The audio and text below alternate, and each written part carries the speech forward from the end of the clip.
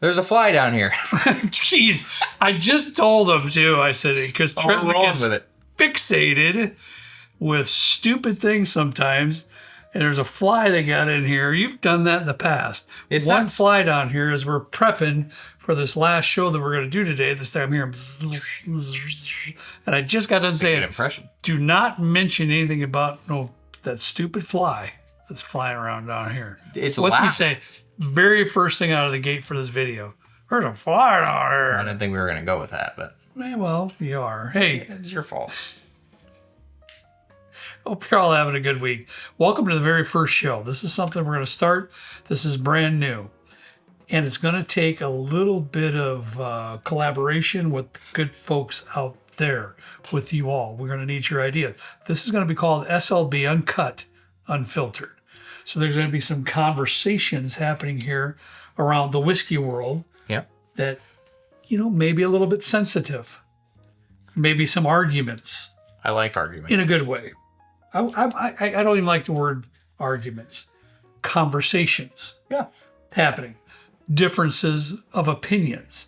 If you have subjects that you would like us to cover with the SLB Uncut Unfiltered, let us know. Today, we're going to be discussing our favorite genres of whiskey.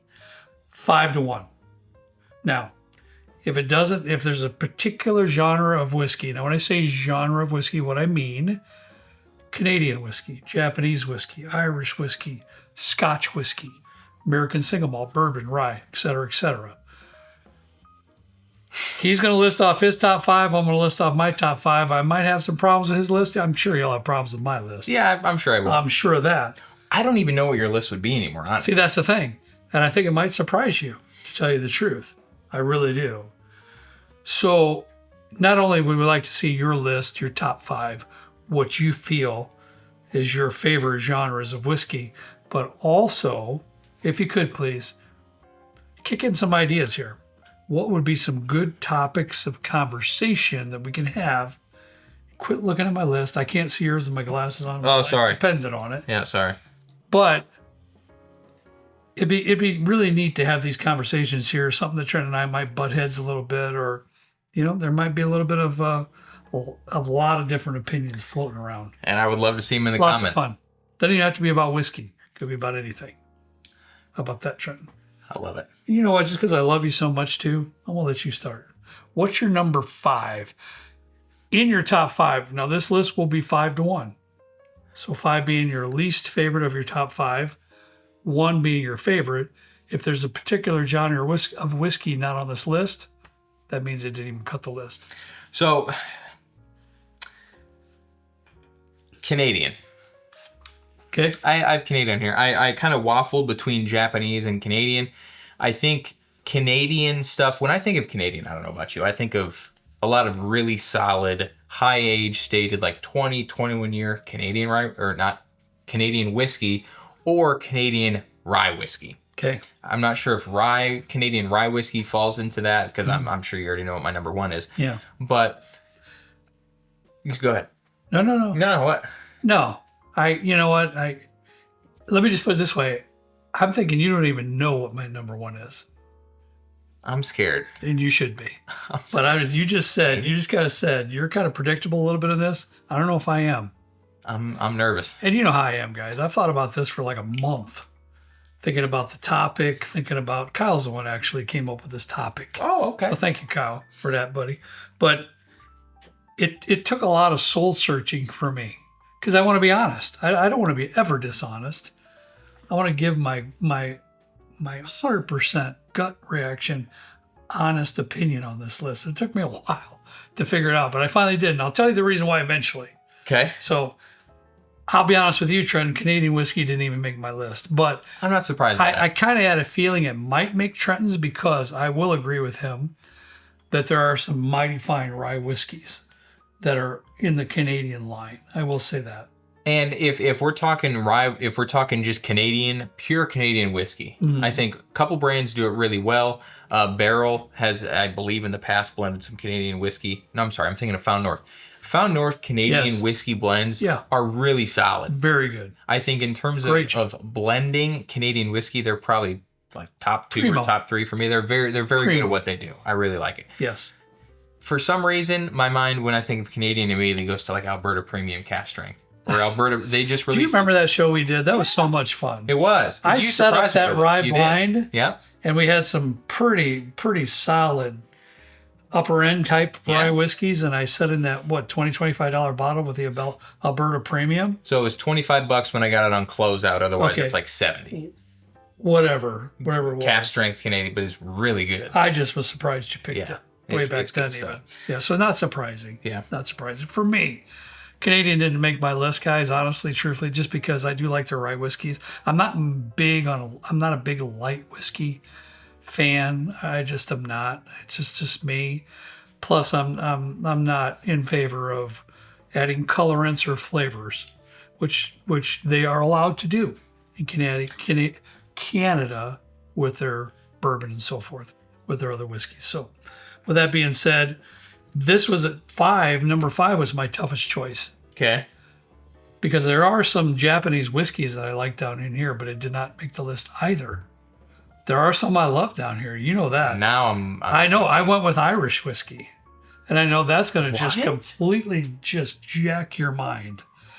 But there's a small set of Japanese whiskeys that I truly really enjoy. The Hibiki Harmony I use in a lot of different cocktails, even sipping neat over a block of ice, very good. But Irish whiskey gives me more of a variety. You think so? There's single malts in the Irish whiskey world. You know, there's you look over there on the shelf over there. I can look at there right now. You got the spots over there. You know, pot still's my favorite style.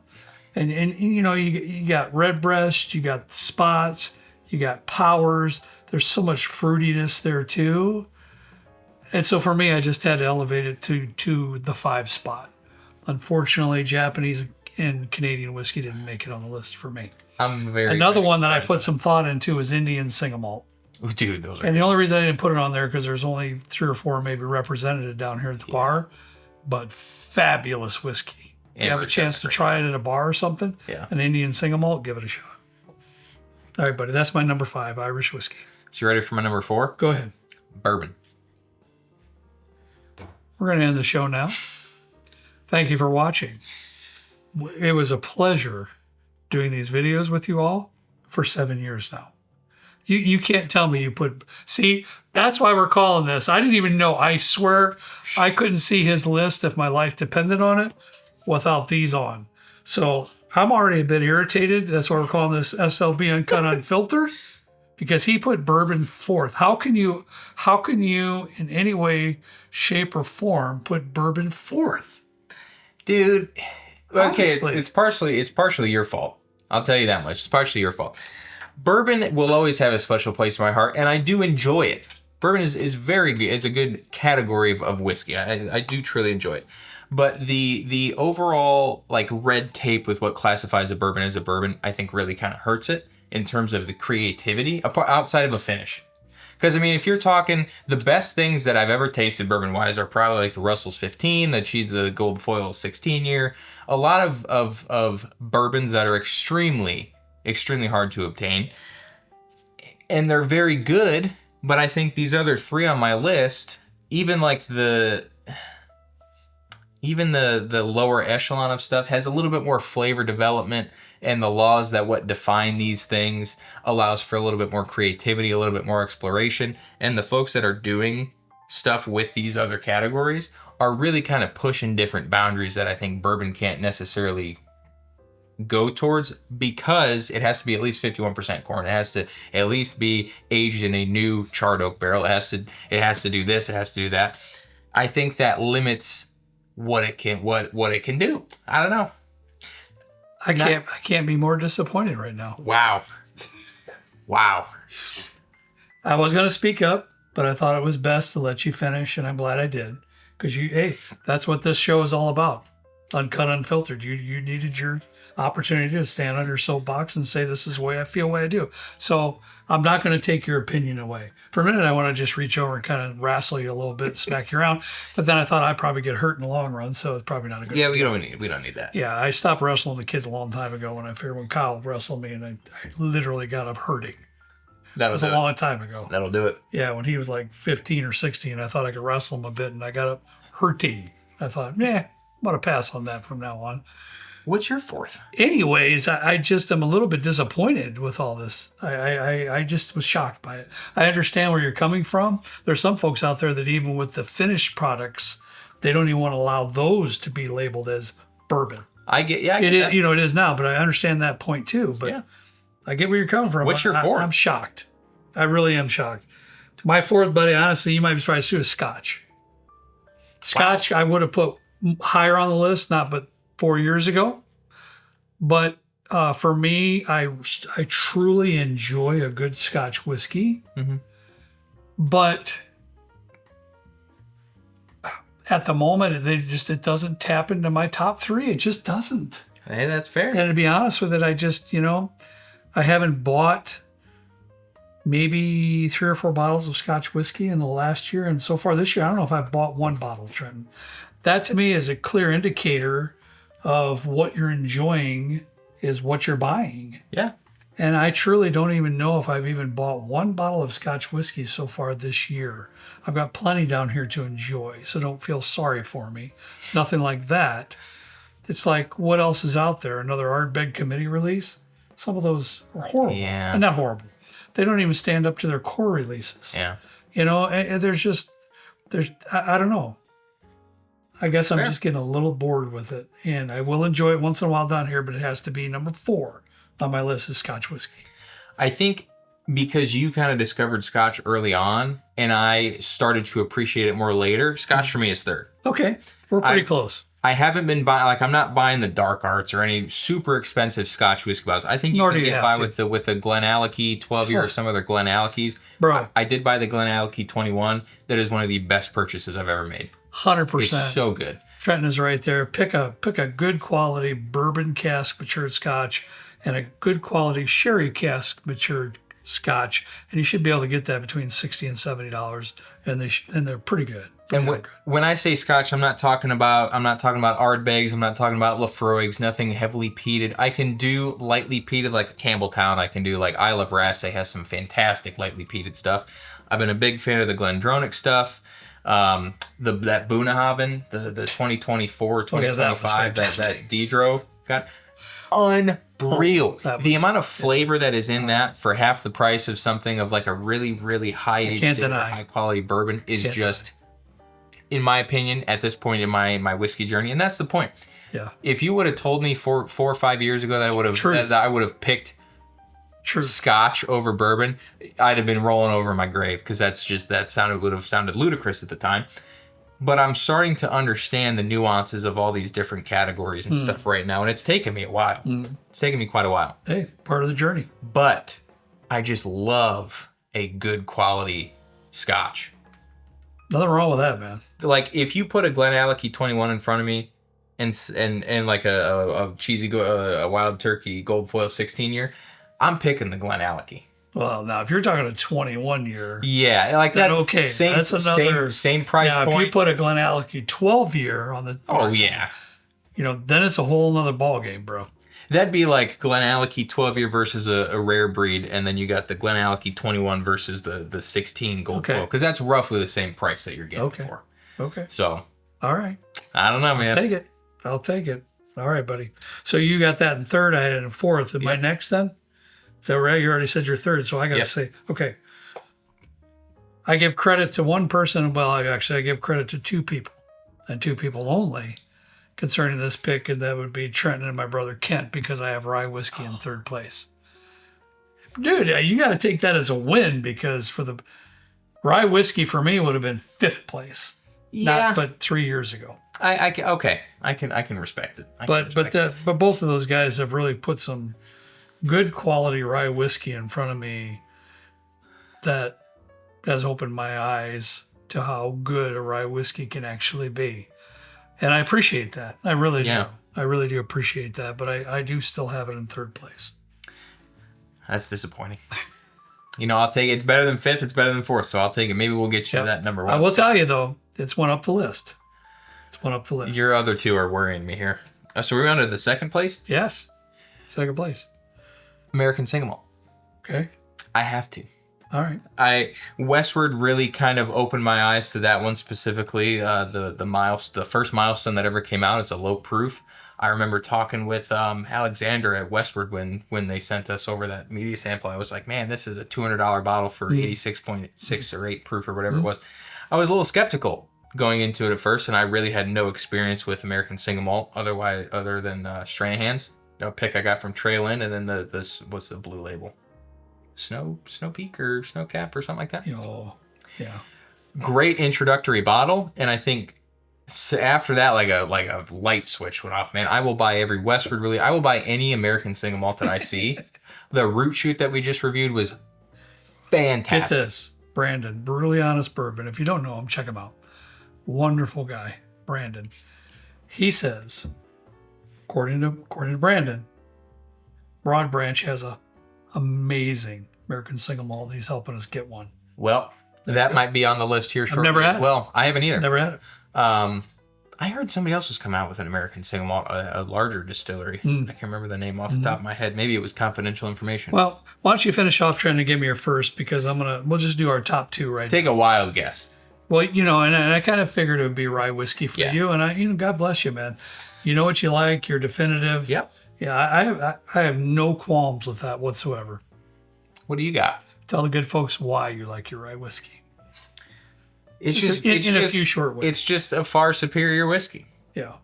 I think a lot of the problem with rye whiskey is that you have to find one that you like. There are so many different brands doing so many fantastic variants of rye whiskey. They're using different heirloom grains. They're using different. Some are column still, some are pot still rye whiskey. You look at like New Riff, they're doing Aristook rye and like a crystal malted, like so many different things. That's very true. Very true. But I feel like New Riff, Cedar Ridge, Still Austin are doing some of the most unique rye, whether it's a finished rye whiskey or whatever it is. They're doing it so well. Glens Creek also I don't know if this was public knowledge, but he came out with a little experimental rye whiskey that I tried. Also very good. And it was like 2 years old. Wow. It was lovely.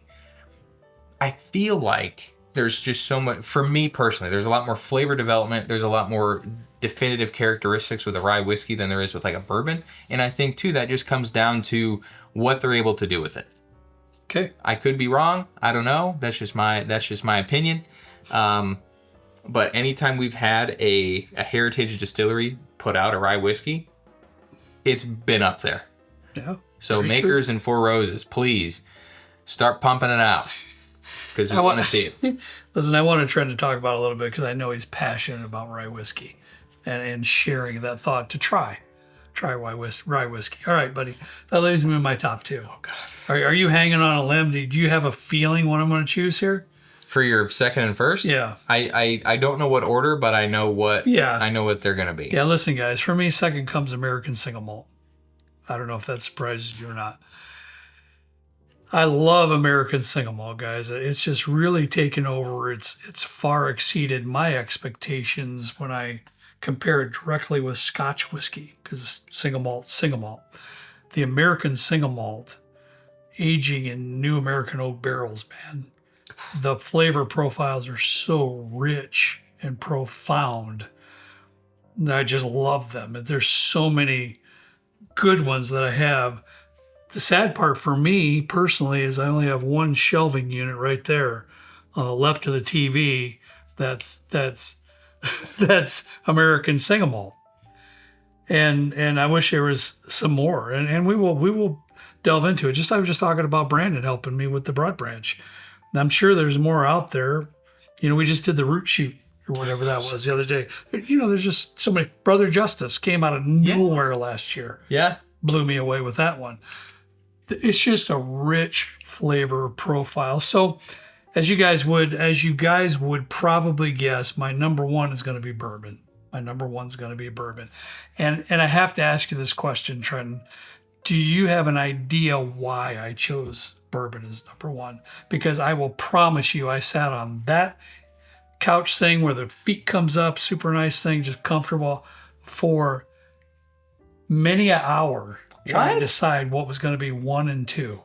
Is it because you finished more bottles of bourbon than American? I will say this. I will say this.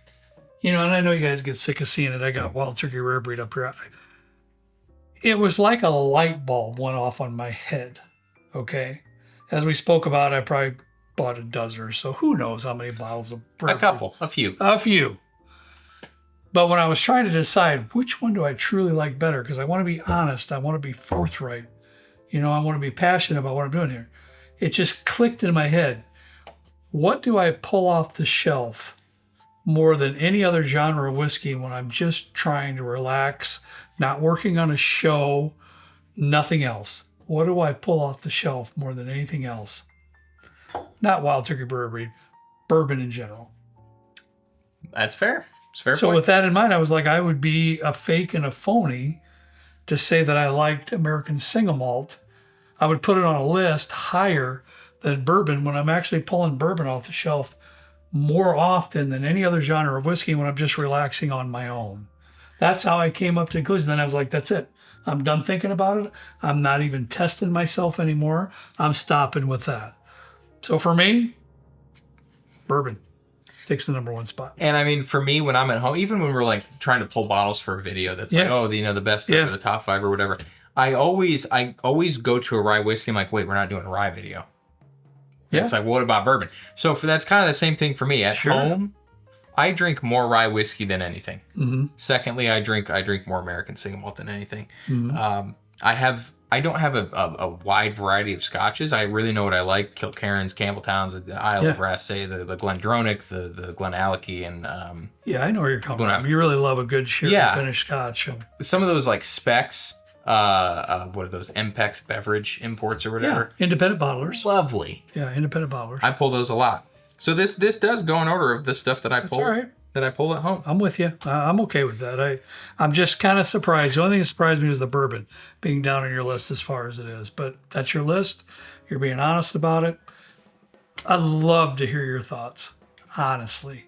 I will always be forever and ever amen until the channel is no longer in favor of trying different genres of whiskeys to see what you may or may not like. Okay? I get it. If you try an American Single Malt and you're like, oh, that's not up my alley. Fantastic. I get that.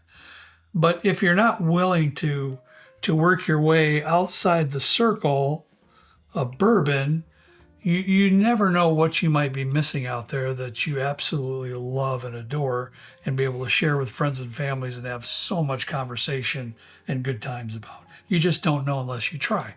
So I will always be in favor of trying as much as you can, in different areas of whiskey.